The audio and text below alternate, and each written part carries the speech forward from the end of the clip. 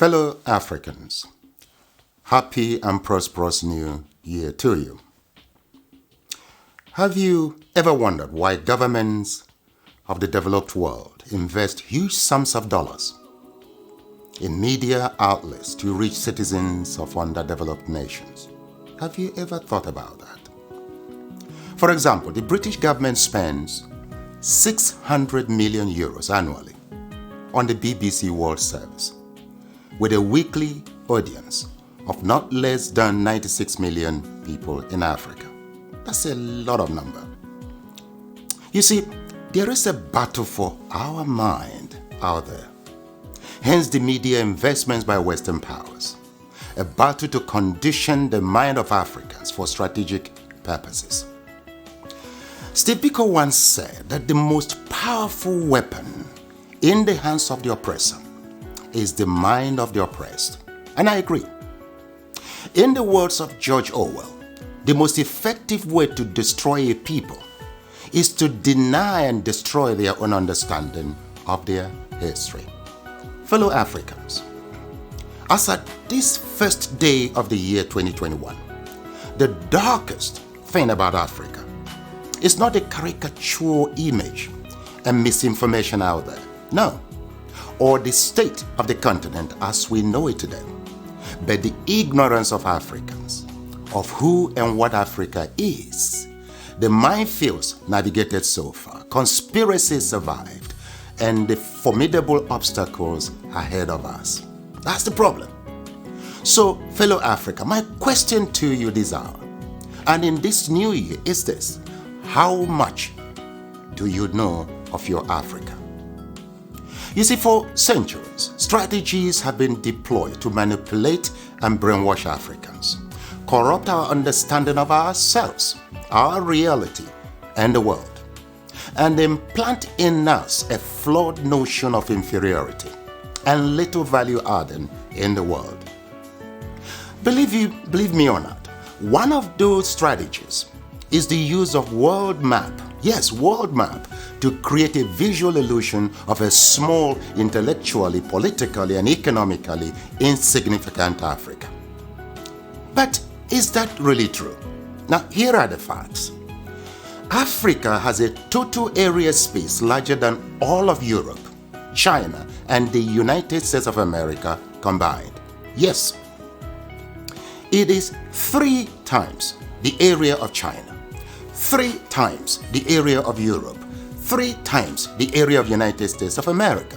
Meaning, you can transplant China, Europe, and United States, and several other countries on the Africa continent, and they will fit neatly. Africa is 30.5 million square kilometers and a youthful population of 1.3 billion inhabitants. China is 9.6 million square kilometers and 1.4 billion inhabitants. India has a total space of 3.3 million square kilometers and 1.4 billion inhabitants. Now, yet, Africa is projected as overpopulated, and pressure mounts on Africans and their leaders to depopulate. Why? Why? Now, please note, Africa is home to 60% of the world's arable land, 90% of raw material reserve, 40% of gold reserve, 33% of diamond reserve, 95% of platinum reserve, and holds the largest bauxite reserves in the world. Of course, in addition to manganese, woods, uranium, crude oil, and others. Yet, the continent is touted as the poverty capital of the world and ripe for depopulation. The question is, why? Well, President Jacques Chirac of France provides an illuminating insight. He said, "We bled Africa for 4.5 centuries. We looted their raw materials, then we told lies that the Africans are good for nothing. In the name of religion, we destroyed their culture.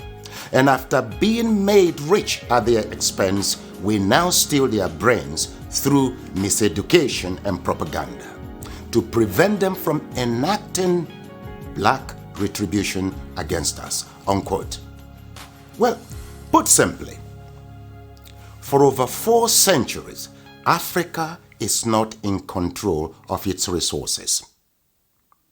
Look, a 2016 study of Africa by the NGO called War on Want reveals that 101 companies, mostly British, control $305 billion worth of platinum, $276 billion worth of oil, and $216 billion worth of coal at 2016 market prices. Yes, they own mines or mineral licenses in 37 African countries and control vast swaths of Africa's land, 4 times the size of the United Kingdom.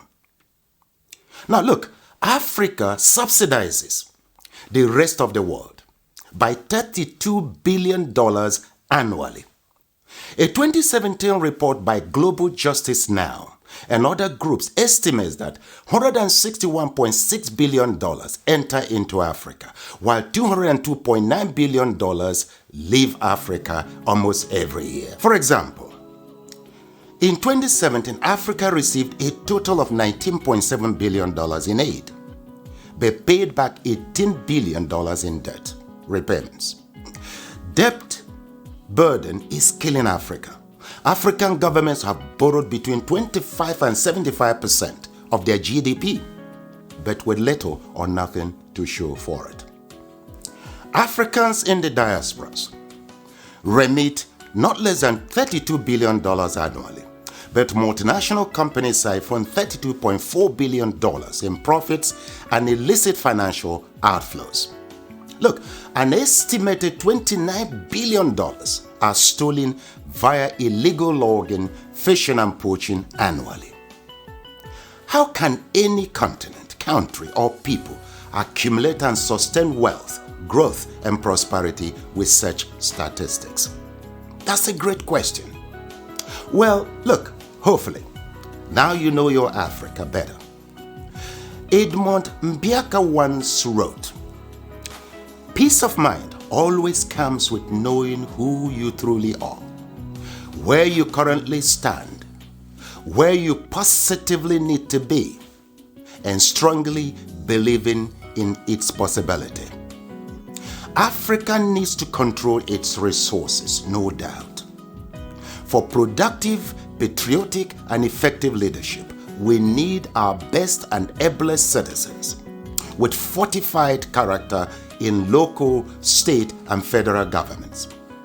This must be given utmost consideration in upcoming elections across Africa. Let me say it once more. Our problem is not the age of our leaders, but unfortified character. It is your responsibility to protect and defend your Africa. The starting point is to educate and transform the mindset of our leaders and peoples. Look, the least you can do is to assist with ensuring that this message reaches every African. Slavery destroyed us. Religion divided us. Ignorance controls us. And truth scares us. With these retrogressive forces, Africa will remain a dark continent. So we must renew our minds. Please share this video in support of my efforts at reconstructing Africa through mindset transformation. You see, together, we will reconstruct Africa and take charge of our destiny. For who controls Africa controls the world. I thank you.